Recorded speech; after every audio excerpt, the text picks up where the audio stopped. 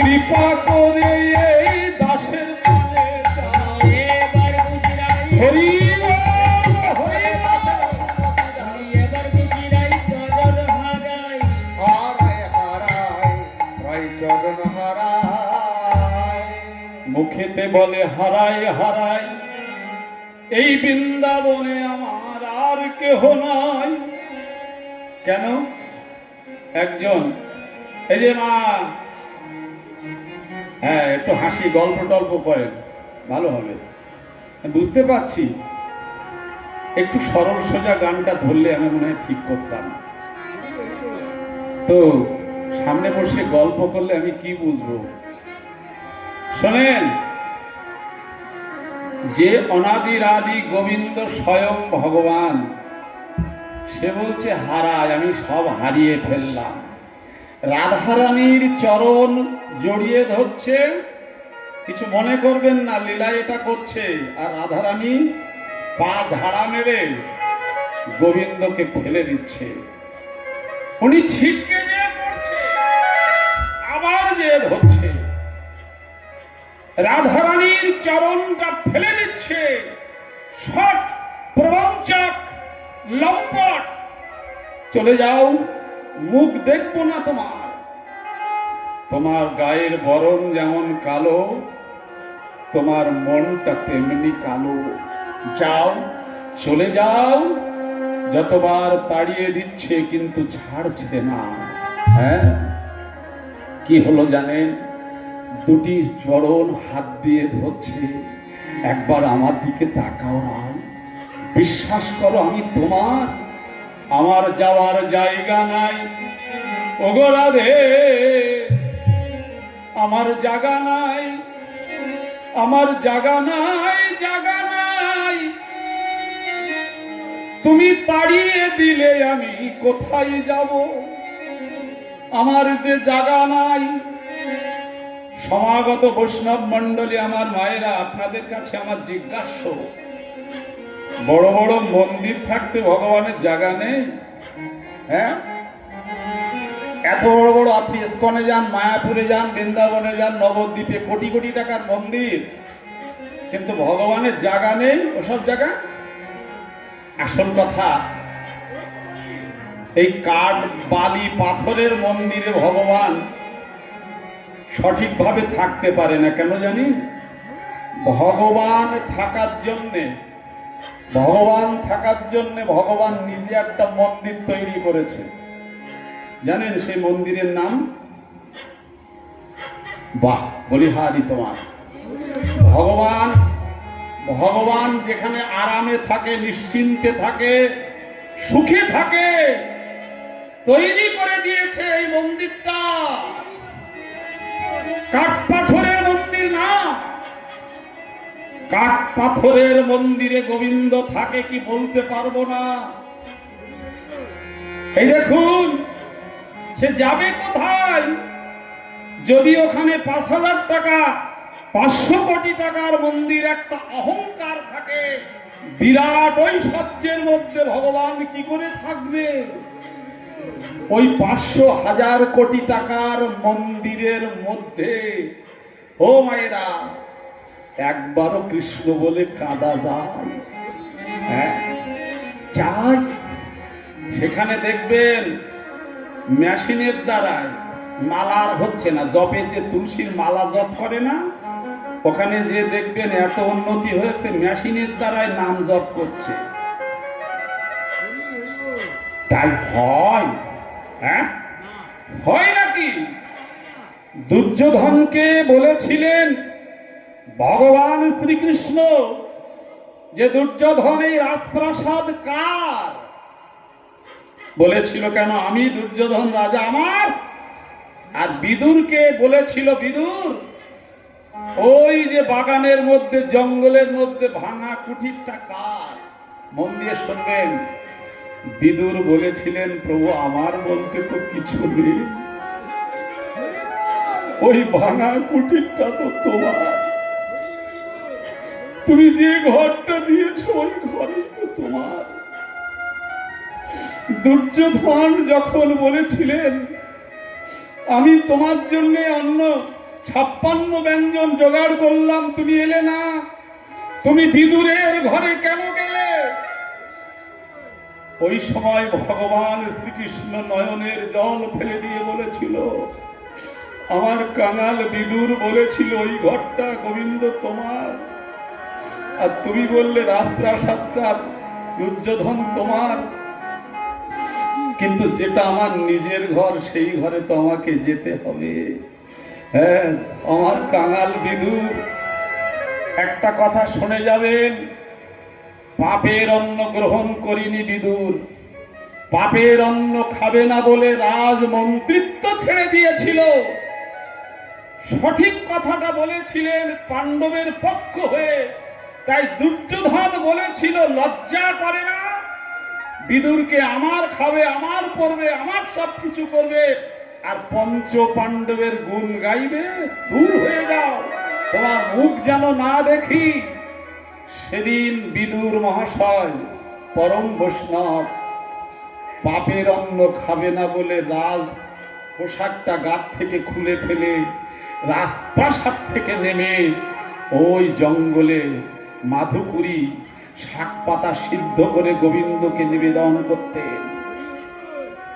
এই জন্য মাগো, ওই যে কাঠ পাথরের মন্দির আমরা তৈরি করেছি বটে, তাতে নিষেধ নেই, কিন্তু যে মন্দিরটাই গোবিন্দ বসবাস করে সেখানে কি সত্যিকারের তাকে যত্ন করছি?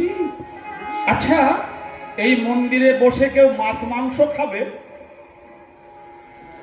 আমি প্রশ্ন করছি না। এই যে মন্দির, গোবিন্দের মন্দির, এখানে বসে কেউ মাছ মাংস খাবেন? কেন? ওটা তো কাঠ পাথরের মন্দির, আর গোবিন্দ যে মন্দির তৈরি করে দিয়েছে তার মধ্যেও সব ফেলেন কেন? হ্যাঁ, নিতাই গৌর হরি বল, হরি বল, হরি হরি। আচ্ছা, মন্দিরে, এই মন্দিরে বসে কেউ বিড়ি খাবেন? তাহলে এই মন্দিরে বিড়ির ধোয়া দেন কেন? হ্যাঁ, এটা তো ভগবানের তৈরি করা মন্দির, এটা কেন আচার? তাই গোবিন্দ বলল, রাধে শেষ পর্যন্ত থাকবেন, দেখবেন। বলছে, আমি কোথায় যাব, আমার জায়গা নেই। ভক্ত যদি তাড়াইও দেয় ভগবানে যেতে পারে না। ভক্ত যদি ঘাড় ধাক্কা দিয়ে তাড়িয়েও দেয় যেতে পারে না। ওগো রাধে, তুমি বিশ্বাস করো আমি তোমারই। একবার আমার দিকে তাকাও, চাহ মুখ তুলি রায়, চাহ মুখ তুলি, নয়ন নাচনে নাচে বিহার পুতুলি, রাধে বিনোদিনী। চাহ মুখ তুলি রায়, চাহ মুখ তুলি, তোমার নয়ন নাচনে নাচে হিয়ার পুতুলি, রাধে বিনোদিনী। ও রাধে, পিতবন্ধন মোর তোমা অভিলাষে, পরাণ চমকে যদি ছড়ব নিঃশ্বাসে, রাধে বিনোদিনী। রাধে চাহ মুখ তুলি রায়, চাহ মুখ তুলি, নয়ন নাচনে নাচে হিয়ার পুতুলি, রাধে বিনোদিনী। একবার বদন তুলে চাও হে রাধে, একবার বদন তুলে চাও হে রাধে, বদন তুলে চাও হে রাধে, বদন তুলে চাও হে একবার রাধে। বদন তুলে চাও হে তোমার রাধে, চরণের দাস চরণে পড়ে বদন তুলে চাও হে রাধে। তোমার চরণের দাস চরণে পড়ে বদন তুলে চাও হে রাধে। চরণের দাস চরণে পড়ে, একবার কথা বলো হে রাধে, হরি বল। একবার কথা বলো রাধে, চরণের দাস চরণে পড়ে, বদন তুলে চাও হে রাধে। জয় রাধে, একবার চরণের দাস তোমার চরণেই পড়ে আছে, একবার আমার দিকে তাকাও, কৃপা দৃষ্টি দাও, একবার তাকাও। এই দেখো, তুমি কথা বলবে না, আমার দিকে চাইবে না, আমার পানে চাইবে না। যদি না চাও তাহলে তাহলে এই বাঁশি আর আমার হাতে কেন? এই ধরা চোড়া কেন আমার চোড়া মাথায় তো শোভা পায় না। ওগো রাধে, তুমি যদি কথা না বলো, এই নাও তোমার মোহন মুরলী, লেহ লেহ লেহরা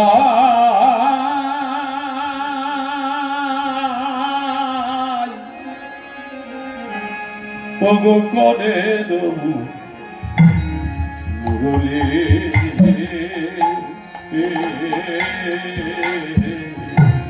লেহ লেহ লেহরাই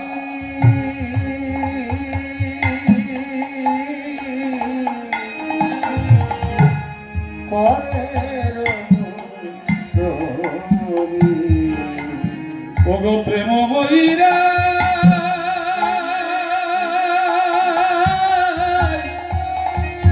ওগো রাধে,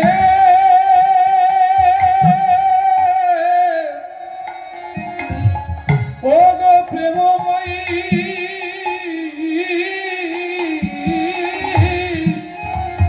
রাধে,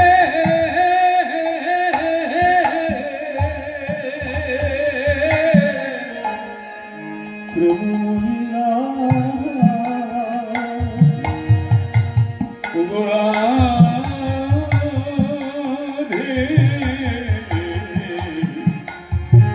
আসে।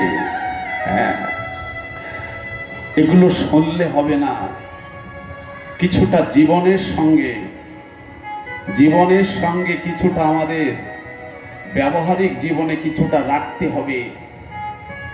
হরিবাসর থেকে কীর্তন শুনে বাড়ি যাবেন, কিছু নিয়ে যাবেন, আর এখানে কিছু দিয়ে যাবেন। নিয়ে যাবেন কোনটা না, কীর্তনিয়া এবং পাঠক মহাশয় যেটা ভাগবতের শাস্ত্রের কথা নির্দেশ দিচ্ছে, সেই নির্দেশ নিয়ম কিছুটা নিয়ে যাবেন।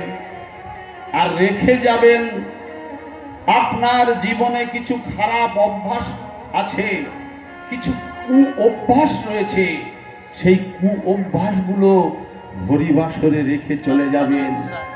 আগামী দিন থেকে ওই কু অভ্যাস আর আপনার জীবনে থাকবে না। খারাপ মনোবৃত্তি হতেই পারে, কিছু নিয়ে যাবেন আর কিছু দিয়ে যাবেন। মহাপ্রভু বলে, আমার রঘুনাথ এখন কি করছে? হ্যাগো, রঘুনাথ সেই নর্দমার অন্নপ্রসাদ, পচান্ন সড়া অন্নপ্রসাদ তিনি দুই হাত দিয়ে তুলে নিয়ে সমুদ্রের জলে ধৌত করে, তার ভিতরে সামান্য কিছু কঠিন পদার্থ থাকে, সেটা সামান্য লবণ দিয়ে একটু ছিটিয়ে নিয়ে সেটাই প্রসাদ পায়।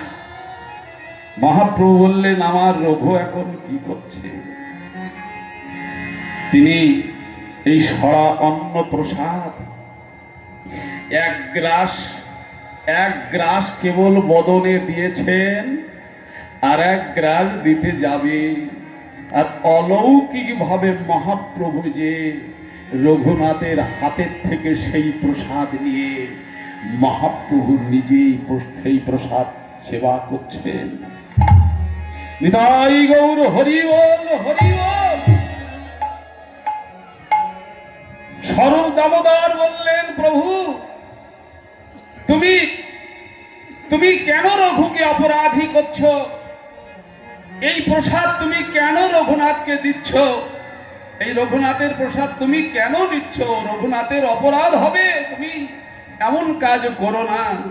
স্বরূপ দামোদরকে মহাপ্রভু বললেন, স্বরূপ, আমি মহাপ্রসাদ অনেক পেয়েছি গো, ভগবানের প্রসাদ পেয়েছি, কোনোদিন ভক্তের প্রসাদ আমি পাইনি।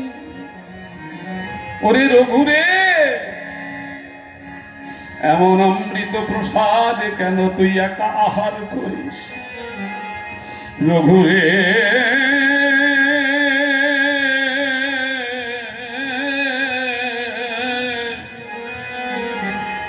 তুই একা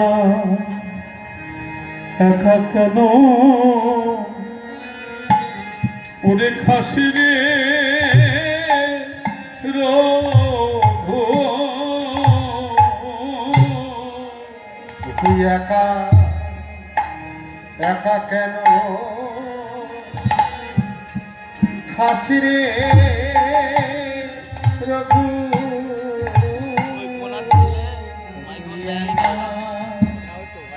কেন আজ রে রঘু? এমন অমৃত ও প্রসাদ রঘু তুই একা কেন কেন খাসি রঘু? এমন অমৃত ও প্রসাদ রঘু তুই একা একা কেন হাসি রে রঘু? আমায় কেন কেন দিস না রঘু এমন অমৃত প্রসাদ আসিরে রঘু? তুই আমায় কেন দিস না রঘু? আমার এতদিনে আশা পূর্ণ হলো, আমি ভক্তের প্রসাদ পেলাম রঘু। এতদিনে আশা পূরণ হলো, আমি ভক্তের প্রসাদ পেলাম রঘু। এতদিনে আশা পূরণ হলো, আমি ভক্তের প্রসাদ পেলাম রঘু। এতদিনে আশা পূরণ হলো, ভক্তের প্রসাদ পেলাম রঘু। এতদিনে আশা পূরণ হলো, এতদিনে আশা পূরণ হলো, হরি ভক্তের প্রসাদ পেলাম রে, এতদিনে আশা পূরণ হরি ভক্তের প্রসাদ পেলাম রে, এতদিনে পূরণ হলো। হরি বল, হরি বল।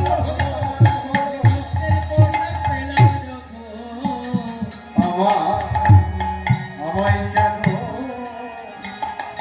দিসি না রঘু?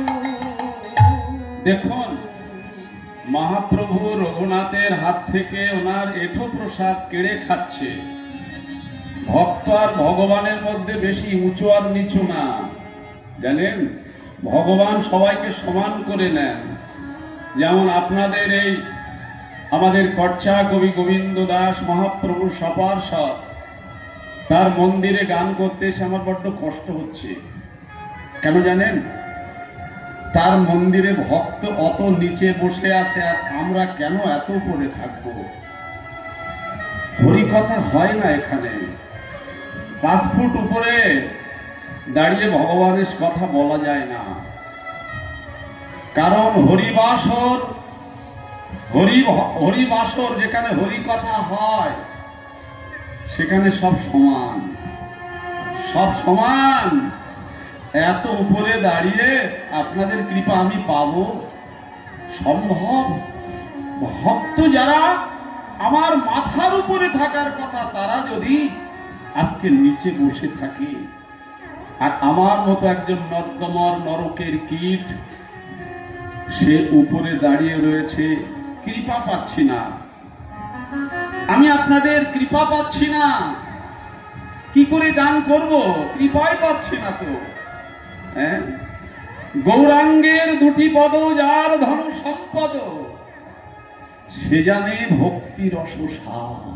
হ্যাঁ, ভক্তি রস সার করতে গেলে শ্রী গৌরাঙ্গের দুটি চরণকে সম্পদ বলে আপনাকে দৃঢ় বিশ্বাস করে নিতে হবে, তবেই হবে ভজন। তাই মহাপ্রভু কি করলেন?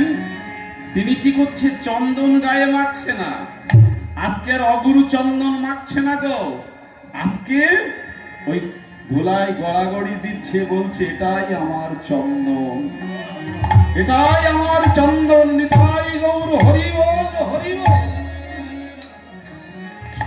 মহাপ্রভু আমার ধরেছি খুব কঠিন, কিন্তু আমি মনে হচ্ছে আপনাদেরকে আনন্দ দিতে পারছি না।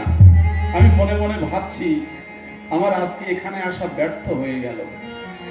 আমার মনে মনে হচ্ছে আপনাদের সুখ দিতে পারছি না। লীলাটা খুবই কঠিন, খুবই কঠিন। আমি পারতাম নৌকা বিলাস, দান মান, এই দান অন্য লীলা ধরতে পারতাম।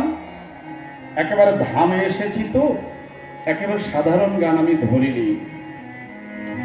এক বাবাজি বলেছিলেন মাথুর গান করতে, মাথুরটা কিন্তু মাথুর এখানে করা যাবে না, এই জন্যে একটু পরে অধিবাস হবে তো, মাথুর মানে গোবিন্দ মথুরায় চলে যায়, এই জন্য এটা হবে না।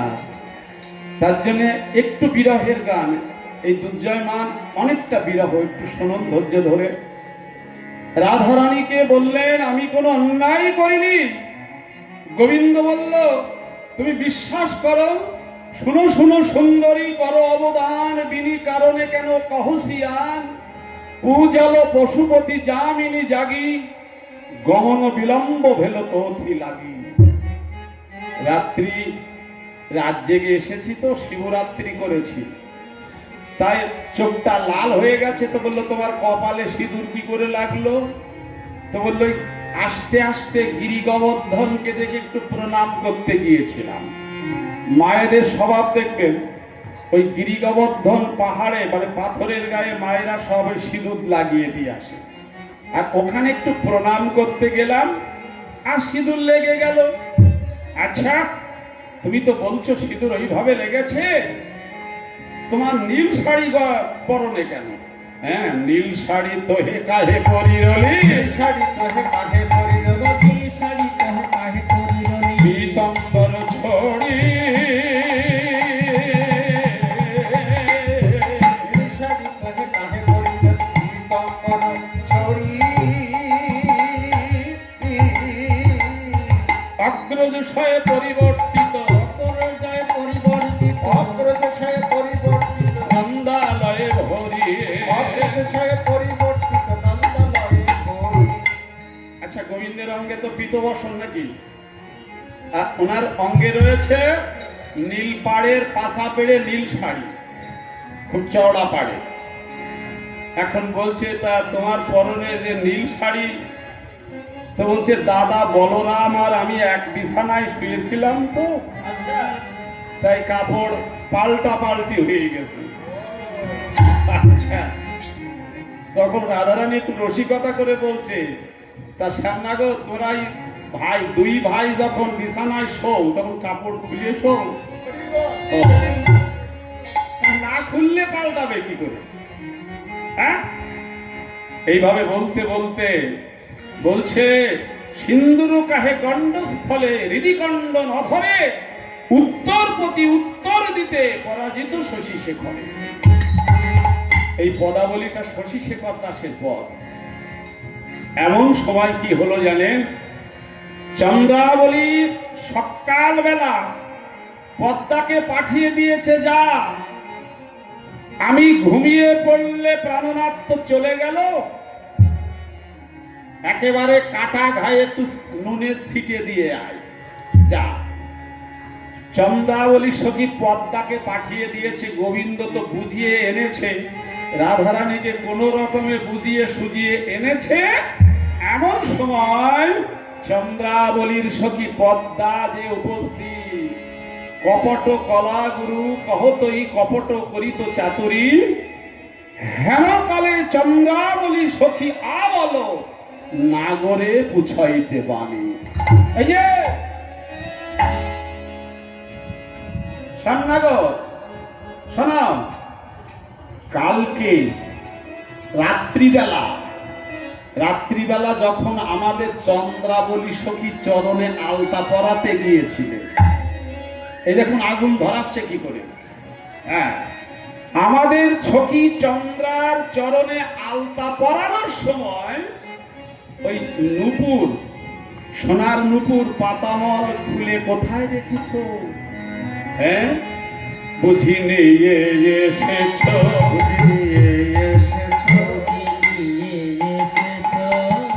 শ্যামনগর তুমি নিয়ে এসেছো, শ্যামনগর বুঝি নিয়ে এসেছো, তোমার রাজধানীকে পড়াবে বলে শ্যামনগর তুমি নিয়ে এসেছো, তোমার রাজধানীকে পড়াবে বলে শ্যামনগর বুঝি নিয়ে এসেছো। জয় রাধে। যেই বলেছে, আপনারা হলে কি করবেন মায়েরা? এইরকম কেস যদি আপনাদের স্বামী ঘটিয়ে আসে আর সেই ব্যক্তি যদি বাড়ি এসে প্রমাণ দেয়, তা কি করবেন? ঝাঁটা নেবেন না হাতে নাকি? কিন্তু শোনেন, এটা তো সেই রকম লীলা নয়। এই গোবিন্দকে যখনই চন্দ্রাবলী এই কথা বলেছে, ললিতা চিন্তা করলো আমাদের প্রাণনাথকে আমাদের কুঞ্জে সে অপমান করে যাবে, আমরা শুনবো না। শাসন করা, তিরস্কার করতে লাগলো পদ্মাকে। কি কহিলি পদ্মালোর, আভরণ হইল সব, শ্যামনগর কিছু নয়। ওরে, তোদের সখী আভরণ নূপুরের জন্য তোদেরকে বকাবকি করছে, শ্যামনগর তোদের কাছে কিছু না। হ্যাঁ, শাসন করছে দেখুন, অন্যকে বলে শাসন করছে গোবিন্দকে। এবার রাধারানী কি করলেন? এইভাবে নীল বসনে মুখটা ঢাকলেন, মুখটা ঢেকে বসলেন। আর ওই বদন দেখব না, আর ওই কালো বদন আমি দেখব না গো। ওরে ললিতা চলে যেতে বল। দেখুন, এখানে একটা বড় গান, মানে বড় তাল। আমাদের বৈষ্ণব পদাবলীতে, বাংলার পদাবলী কীর্তনের ঘরানায়, মনোহারশায় ঘরানা, অনেকগুলো ঘরানা রয়েছে। সেই ঘরানার একটা বিরাট বড় তাল। তাকে তো ফাঁকা ফাঁকা আওয়াজ সব দেখছি, ভারতবর্ষের ম্যাপের মতো সব বেঁকে বেঁকে বসে আছেন, ফাঁকা ফাঁকা ফাঁকা মাঠ। অধিক রাত্রে আসলে উঠেছি তো, তবে আপনারা যদি অনুমতি করেন আমি ছোট্ট করে একটুখানি বড় গান গাইব। উঠবেন না তো? আচ্ছা, গেয়ে যাচ্ছে। তালটা হলো বড় দুঠুকি, 14 মাত্রা। তাকে সন্তুষ্ট করবার জন্য চৈতন্য চরিতামৃতে বলেছে, যোগ ধর্ম জ্ঞান ধর্ম নহে কৃষ্ণ বশ, কৃষ্ণ বশ এই হেতু প্রেম ভক্তি রস। তাকে দিতে হবে প্রেম আর ভক্তি। যদি বলেন প্রেম ভক্তি কোথায় পাবো, আপনাদের এই বর্ধমান বাজারে কিনতে পাওয়া যায়? বর্ধমান বাজারে কি প্রেম ভক্তি পাওয়া যাবে? না। প্রেম ভক্তি পাওয়া যায় সাধু গুরু বৈষ্ণবের চরণে, ভগবানের চরণে প্রেম ভক্তি পাওয়া যায় না। প্রেমের মহাজন হলেন সাধু বা বৈষ্ণব। এই জন্যে মহাপ্রভু বলেছেন, সাধু মুখে হরি কথা সাধন করবার জন্য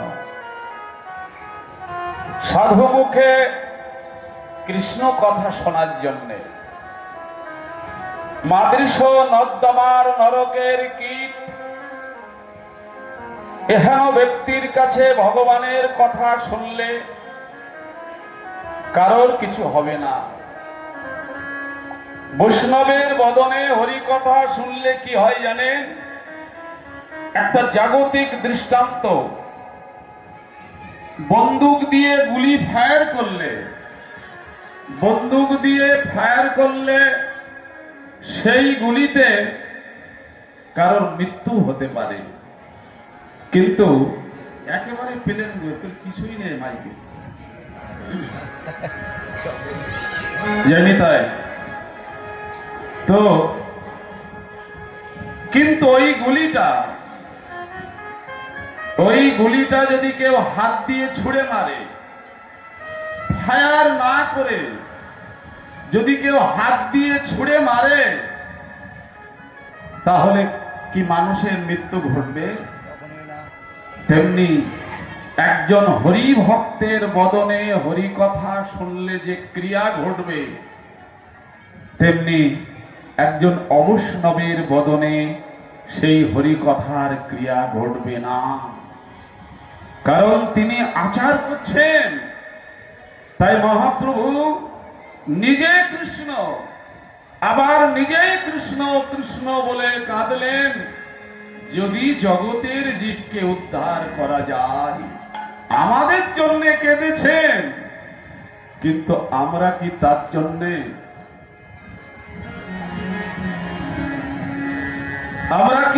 জন্যে যাইনি? তাই চুপ করে বসছি।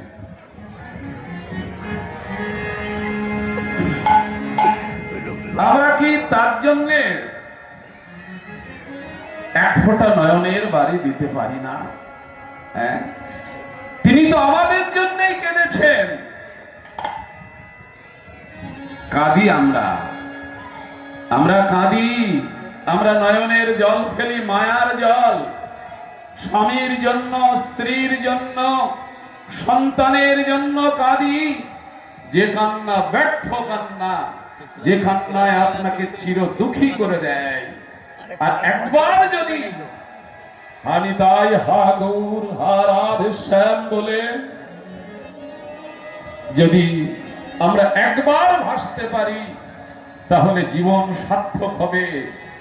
ভারত ভূমিতে মনুষ্য জন্ম হইল যাহার, জনম সার্থক করো করি পর উপকার। মহাপ্রভু নিজ মুখে বলেছেন এ কথাটি। ভারত ভূমিতে জন্ম মনুষ্য জন্ম হইল যাহার, জয় রাধে, জনম সার্থক করো করি পর উপকার। পর উপকারটা কেমন? কি করে পর উপকার করবেন? হ্যাঁ, কিছু টাকা পয়সা দিলে, কিছু বস্ত্র দান করে, কিছু খাদ্য দান করে, না টাকা পয়সা দিলে অভাবী সংসারে মরুভূমির বালুকার চরে যেমন এক বালতি জল ঢেলে দিলে সে জল চোখের পলকের মধ্যে উড়ে যায়, শুকিয়ে যায়, তেমনি এই সংসারে অভাবী সংসার, অভাব, কলির জীবের বড্ড অভাব। অভাব অভাব কথাটা বারবার বলুন। অভাব, অভাব মানে ভাবের অভাব, প্রেমের অভাব। মানুষের এখন ততটা অর্থের অভাব নেই বলে আমার মনে হয়। আজ থেকে 50 বছর আগে যে অভাব আমরা দেখেছি, অর্থের অভাব, অন্নের অভাব, সে অভাব মানুষের ঘুচে গেছে। কিন্তু যে ভাবের অভাব, মানুষের যে সংকীর্ণ মনোভাব, মনোবৃত্তি, যত অর্থ বাড়ছে মনটা সংকীর্ণ ছোট হয়ে যাচ্ছে। একটু হিসাব করে দেখুন, মানুষের ভাবের অভাব, প্রেমের অভাব। টাকা পয়সা দিলে খরচ হয়ে যাবে, ভালো ভালো খাদ্য খেতে দিলে সকালবেলা মলমূত্রের সঙ্গে বেরিয়ে যাবে, কাপড় দান করলে কিছুদিনের মধ্যে সেটা ছিঁড়ে যাবে, আর এমন বস্তু দান করতে হবে জগৎকে যেটা কোনোদিন ছেড়ে না, পড়ে না, হারায় না। সেটা হলো বিশুদ্ধ প্রেম ও ভক্তি। এই বিশুদ্ধ প্রেম ভক্তি যিনি দান করেন তার নাম বলা হয় মহৎ। মহৎ কৃপা বিনা কার্য সিদ্ধ নাহে, কৃষ্ণ ভক্তি দূরে রহু সংসার নাহি ক্ষয়। এনাকেই বলা হয় মহৎ। তার জন্য আজ আমার মহাপ্রভু কাঁদছেন, কৃষ্ণ কৃষ্ণ বলি গোরা কাঁদে ঘন ঘন, কত সুরধুনি বহে অরুণ নয়ন, সুগন্ধি চন্দন গরা,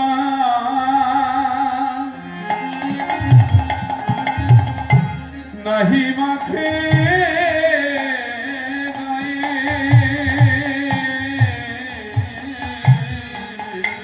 সুগন্ধি চন্দন গরা, নাহি মাখে গাই।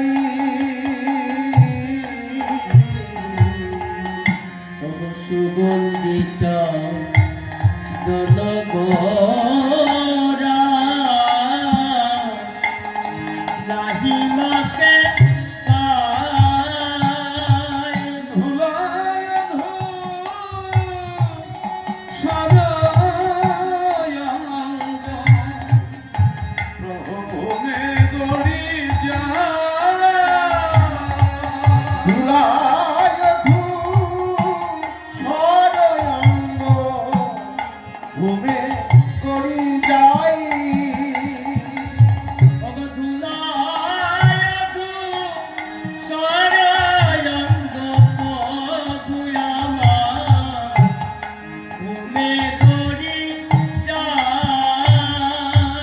বলে এই তো আমার প্রকৃতি চলনা,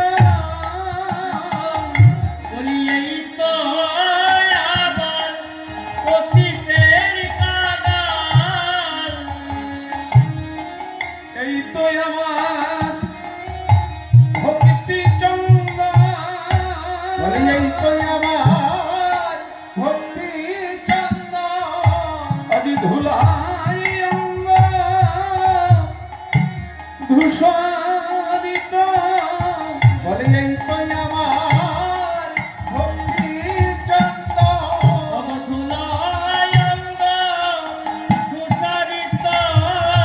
ধুলি মাখে অঙ্গে আর বলে, বলে এই তো আমার ভক্তি চন্দন। বলে এই তো আমার ভক্তি চন্দন। এই তো আমার হরি ওম, হরি ওম। এই তো আমার ভক্তি চন্দন। বলে এই তো আমার ভক্তি চন্দন। হ্যাঁ গো, ধুলায় ধূসরিত অঙ্গ, মামা আমার শ্রীমান মহাপ্রভু সুগন্ধি চন্দন গোরা নাহি মাখে গাই। ধুলায় ধূসরিত অঙ্গ ভূমে গড়ি যায়। অঙ্গে চন্দন মাখছে না গো মা, মাখছে ধুলা, ভক্তের ধুলা, অঙ্গের ধুলা, চরণের ধুলা অঙ্গে ধূসরিত করছেন। ধুলায় গড়াগড়ি যাচ্ছে, আর তার নয়ন কমল থেকে অজস্র ধারা পড়ছে। ভক্ত পদ ধুলিয়ার ভক্ত পদ জল, ভক্ত ভুক্ত অবশেষ এই তিন মহাবল। জানি তাই বাবু, এই কর্ডলেসটা একটু আমাকে পরিবর্তন করে দাও। কর্ডলেস আমি গান করে আমার পাই না।